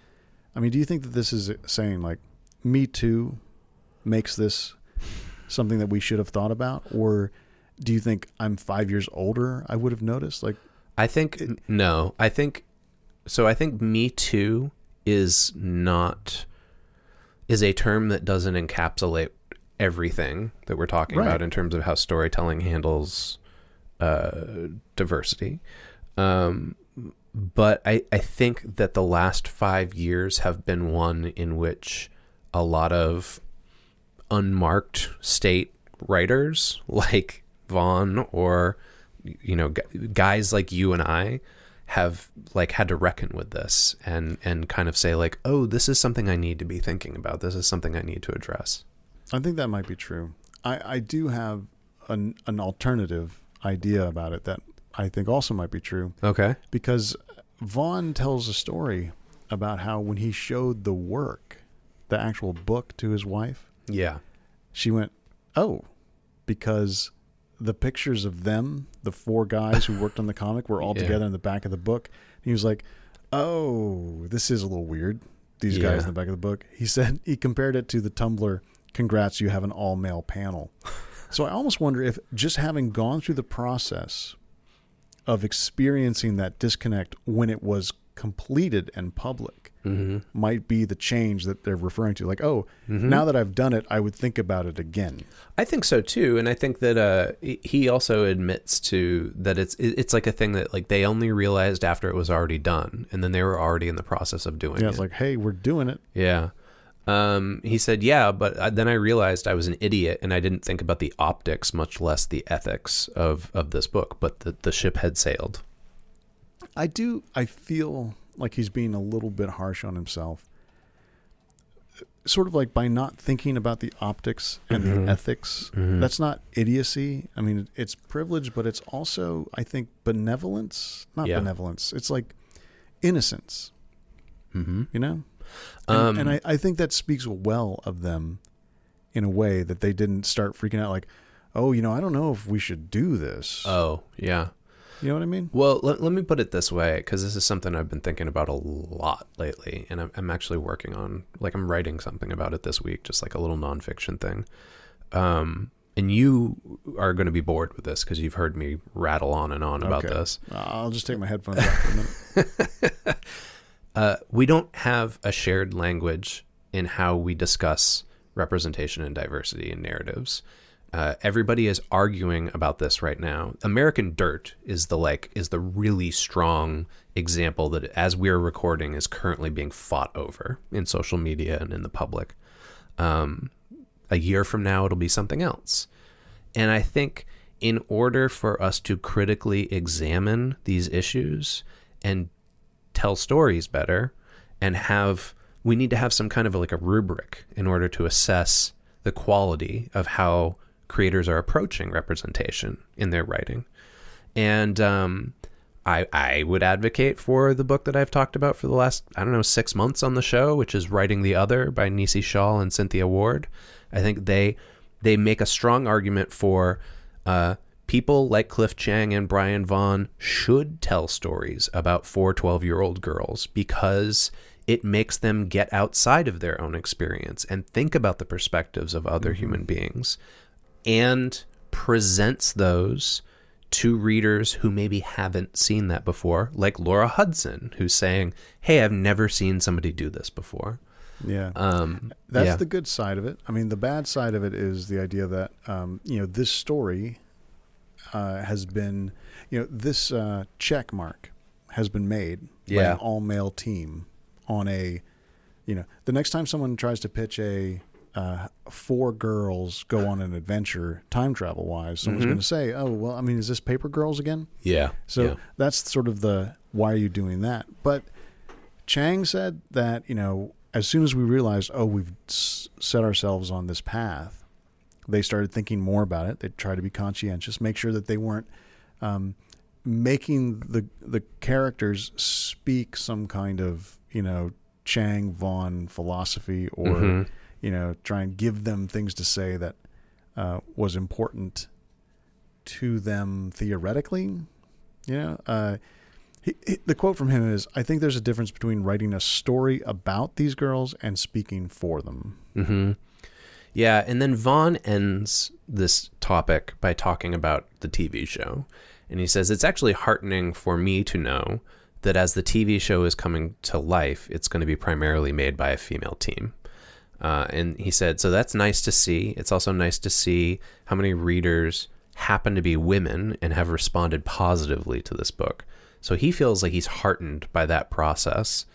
And he says that hopefully that doesn't put people off and make them seem like they're a bunch of carpetbaggers trying to come in and talk about what the experience of being a 12-year-old girl is like. That's a very difficult analogy for me to parse. I mean, there's a lot of... It is, but you know what he means. Reconstruction. I do, but... when that's the difference between somebody who grew up in Cleveland and somebody who lives in Atlanta. Maybe. I mean, colonizers is what he should have said, but carpetbaggers just sounds so cool. So we've talked about this throughout this entire episode, but let's condense it here towards the end. So this is a book that is primarily operating on the goodwill of nostalgia. But, okay, hold on a second. Whoa. Yeah. Is it, Chris? No. I want to ask you quite seriously. Do you feel that? I don't. Is that something? Okay. No. I see. You were creating a character who was going to talk to us about this. Yeah, so this is the rhetorical difference between Paper Girls and Stranger Things, right? And we've been talking about it, but like 1980s nostalgia is huge. Stranger Things, Super 8. I'm sure there are other examples I'm missing here. Or just the reworking of the scene that was being defined in the 80s. Yep. Even this, it's not even out yet. The Wonder Woman movie, the new Wonder Woman movie that's called Wonder Woman 1980s or something like that. It's literally like, it's a Wonder Woman movie set in the 80s. And like 90% of the trailer is like, hey, remember the 80s? Crazy, right? Wonder Woman, she's going to look a lot more like Linda Carter. Well, is that the name? It's playing off of the music and the aesthetics and the clothing. There's even a scene. Have you seen this trailer yet, Charlie? There's a scene where no, dude, I haven't. Chris Pine looks at a trash can and he thinks that it's art. He thinks it's like 80s art, and Wonder Woman has to explain to him, no, that's just a trash can. Ha ha ha. Okay. But this is what this book is coming up against, because I can't tell you how many times articles said, if you like Stranger Things, you should read Paper Girls. And I think I might have said that to you when I first recommended it. It is an easy way to get to the surface of the story. Mm-hmm. It's like, hey, it's a science fiction period piece that operates on 40-something childhood memories, and then makes a story that is exciting and works. Yeah, right now. I think the difference, though, is I'll give Stranger Things some props. Like, as Stranger Things has been going on, it has been getting a little bit better about addressing actual like cultural issues of the 1980s rather than just using the trappings. Yeah, we're giving Stranger Things far too much shit, and giving Paper Girls far too much sort of like honor. This is the difference between your starting point being, we wanted to do something that felt like what we liked when we were kids, versus we wanted to do something that was like when we were kids. And then that's what Paper Girls did. Here comes this Vaughan quote, which throws that all into disarray. Because when somebody says, hey, why did you want to set it in the 80s? He goes, laziness. I just didn't want to do any research other than looking at my old family photos. Yeah, tell me again how he's like, oh, I was going to do it in the 1950s, something called Paper Girls. He says he reached out to his mother for info about what his life was like when he was 12, and he received a giant dossier in return and was scared by how much information she had collected on him. Chiang and Vaughan both made it clear that they were thinking about who they were as grown people and trying to find what it was, what point in their childhood defined them.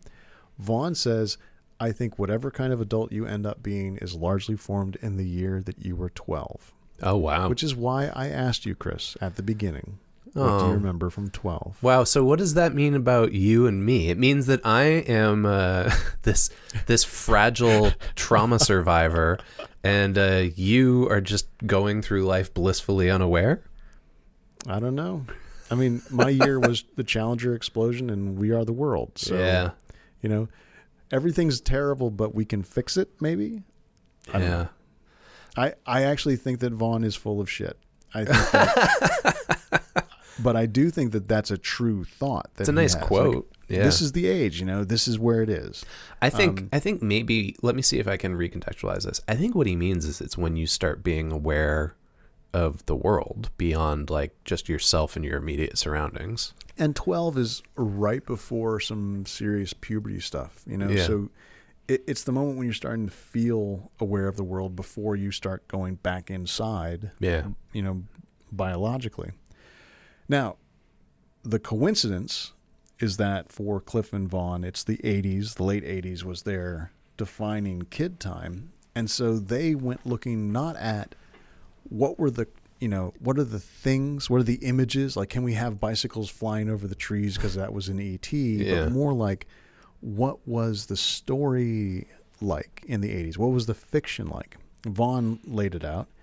He said, I think a lot of the fiction that we loved then has less to do with what was in the zeitgeist and just the fact that those weird mid-level movies could get made back then. You could do something like Goonies or Monster Squad, because a Wolfman's got nards. Let's stop for a second and unpack what he means here, though, because this is a guy who works in Hollywood talking about this, and I think you could skim over this and just go, "Oh, wait, Goonies couldn't get made nowadays? What do you mean?" This is what we've uncovered in Super Context is the difference between a $1 million and a $50 million movie, right? Yeah. Is that Hollywood isn't willing to invest in those mid-range budget movies anymore, and original ideas, Chris. Right. Yeah. Stories that don't have fucking Monster Squad history would never get made today. Despite the fact that we can say, that's not original IP. There's a werewolf and a Frankenstein, all that, but it's not like that. And do you know why it would get made? A Frankenstein. I should have said a Dracula. He is a Frankenstein. It is the Tom Noonan Frankenstein. I love that movie, but of course, again, we're right in that age range. But no, think about it, right? The difference between how Monster Squad was made in the 80s was hey, here's this original idea for a story. Wouldn't this be fun? Versus, hey, all the Universal Monster characters aren't copyrighted. So why don't we use them? And, maybe we could make a shared universe out of it afterwards. Chris, do you remember the movie My Science Project? No. This is the one where... Is this a porn? Yeah, it's a porn. No, it was made in 1985. It is at one with Back to the Future, Real Genius, and Weird Science, except it is the most off the wall, I guess, or the most the logic of the story is crazier than any of those other high concept ones. At one point, they're racing electricity in the wires to try and stop the alien technology from taking over the grid. And so it's very important that now we can turn on the blower on the Dodge Charger or whatever that we've been talking about through most of the day. It is so much someone's heart. Yeah. And I love it. And it's the worst of all of those. Vaughn's point, though, is that that stuff can't get made nowadays because of the budget restrictions. It could get made, but it would have to be worked on and changed until it fit. To be either cheaper or more expensive. Yeah. What a studio said, this will work. Mm-hmm. So, okay. Vaughan goes on to say, this would be really hard. You wouldn't be able to make movies like Monster Squad or Goonies nowadays. You have to do stuff that's based on existing IP. He's basically reiterating what we already said about how people want things that they're already familiar with. Yeah, he suggested that time had inventiveness, craziness, weirdness, and disposable ideas, which is such an odd compliment, right? We've talked about Stephen Graham Jones saying there's permanent horror and temporary horror. You want to write permanent horror. That's the stuff that can actually do the work. But in this way, Vaughan is saying disposable ideas like one and done. This story's done and we're not going to milk it. We don't have to leave any space for the sequel or a shared universe. Yeah. Yeah. And I say this as a person who loves Breaking Bad and Better Call Saul and El Camino. So there is also another way to do exactly what I just said that feels artistically viable. Well, organically. Yeah. But this is being able to say, we're just going to do this and it's not going to turn into anything at the same time that you're waiting for Amazon to buy the fucking rights to make the television show. Yeah. It's very, I don't know. We have, after all of this talk from Vaughan, his quote, "I'm similarly skeptical of nostalgia." It's well, okay, dude. He does unpack that, though. I think there's something interesting here. He says, I don't know if skeptical is the right word, but I worry that we're overly reliant on nostalgia. Because I talked to my dad, and he loved The Shadow and Tarzan, and I loved Spider-Man and Star Wars.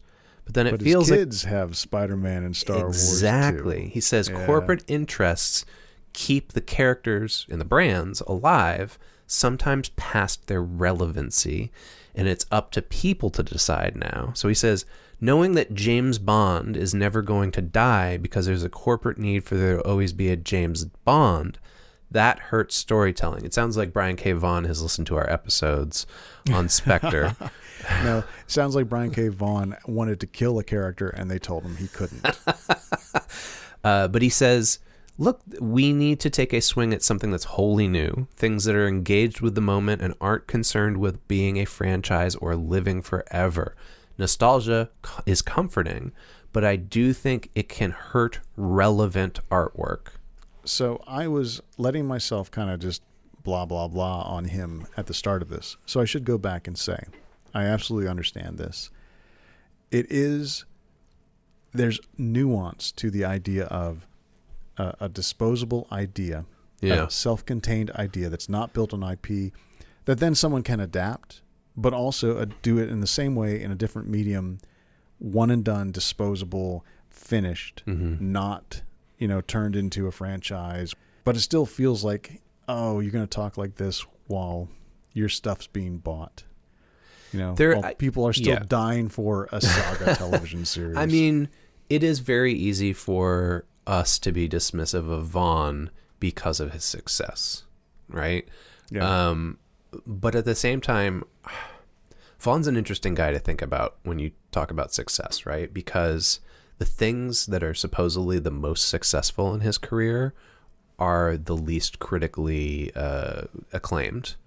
Under the Dome, it has been bashed up, down, and all over the place, probably rightfully so.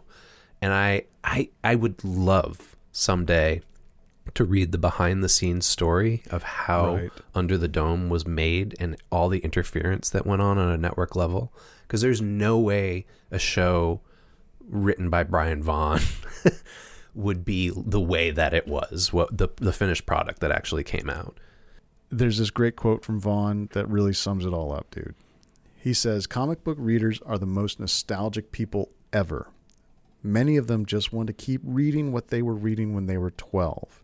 Again, back to 12. 12 is the number. This is the numerically significant. Okay.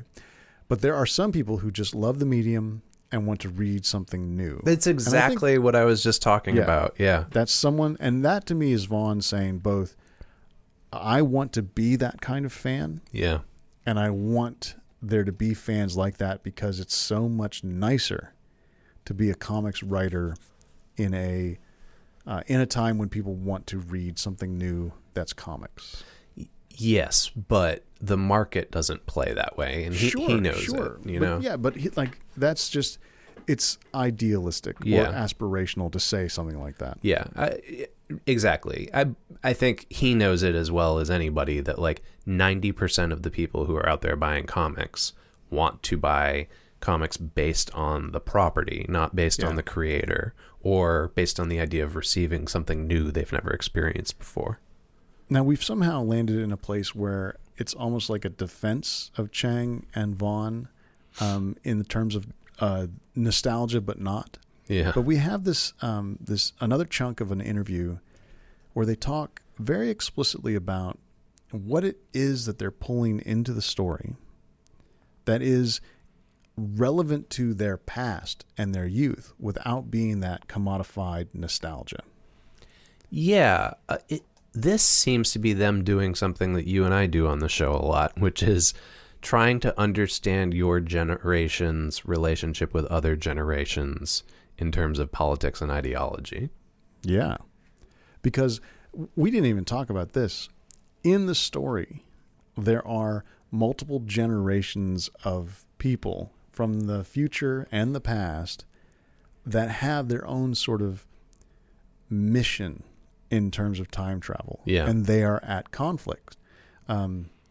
There's the old timers and the teenagers and the paper girls and the prehistorics, Mm-hmm. And so they are all encountering each other in the time slip. And Vaughan says the old timers were the conservative group and the teenagers were this sort of futuristic progressive side of things. And then he said the kids that are from the 80s, the paper girls, yeah, they're brutal pragmatists because their ideals are more about their friendships and taking care of each other than they are about the politics. Now, check that out. That is what kids right now are dealing with too. You think so? I mean, if you take a 12-year-old right now, Yeah. are they thinking in terms of, conservative policies and judges and taxes versus progressive ideals and, civil rights? I don't think they're thinking about the fact that everyone's fighting. Yeah, exactly. That's what I was going to say, is that they're not thinking about the actual issues. They're probably overhearing the anger that's around them from the adults. Yeah, and they're getting received understandings of politics. Like, my kids think about the president the same way I do, and especially the same way my wife does. Okay. And they have no reason to. Yeah. They think he's hot, also, right? Yeah, super hot. But they also think that some people make bad choices and some people think that they're more important than others, and they don't like that. That's their politics. That's their values. Yeah. That is a large part of how Vaughan plays things in here. And he thinks about his generation's relationship with their parents, which I guess is our generation's relationship with our parents, and how that plays out throughout the characters in here. He does bring up the politics of today and how that shows up in there. He says, "Make America Great Again" wasn't even a thing when we started working on Paper Girls. That's right, 2015. And he says, "I guess I noticed that there was a little bit of danger in people who were pining too much for the good old days. And I remember them being mostly horrific. There's very little I pine for in the 1980s, even though that's where a lot of my creative energy has been inherited from." He says he wants Paper Girls to be a book that is skeptical of both the past, the present, and the future. And this is then where, like, Chiang and Vaughan talked about their religious backgrounds. They talked about how their relationship to religion, and they threaded that through the story too. I didn't pick up on this at all. Yeah, I didn't either, except as soon as I started reading about it, it became clear. Yeah. I don't want to get into a deep sort of, here's the Catholicism and here's the rejection of it. Yeah. But very explicitly, they said, how strange would it be if our devoutly Catholic selves saw us now? Mm-hmm. And also, religion as a sort of constantly crumbling history, right, is something that they have been dealing with their whole lives. Well, you would be able to speak better to it than me, but that's hauntology, right? It is, absolutely.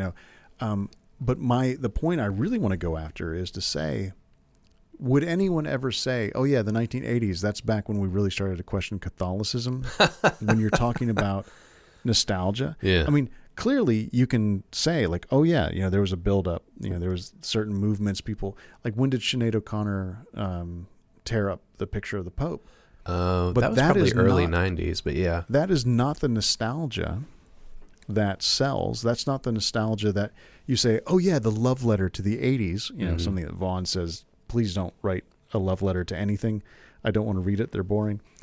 But they went after what to them was important, both when they were kids and now that they're adults, which in a way dodged that commodification of nostalgia.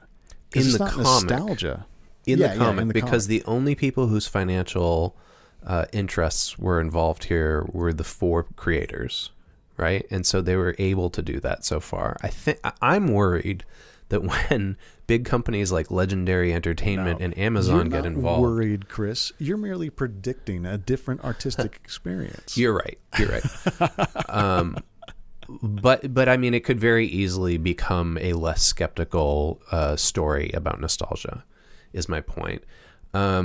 And that's where I want to end off, because Vaughan has this great quote about the book and about endings and about their intentions.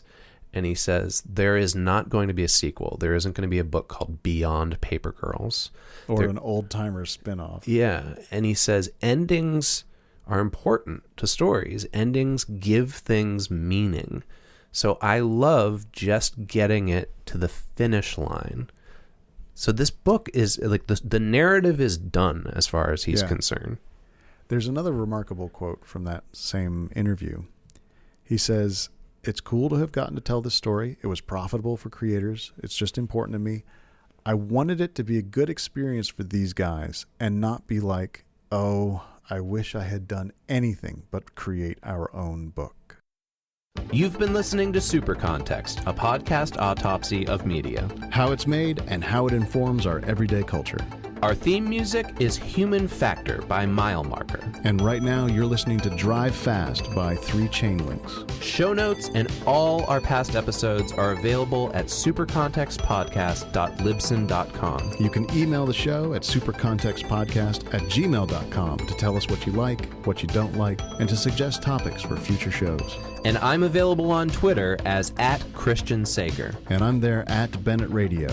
2 N's, 2 T's.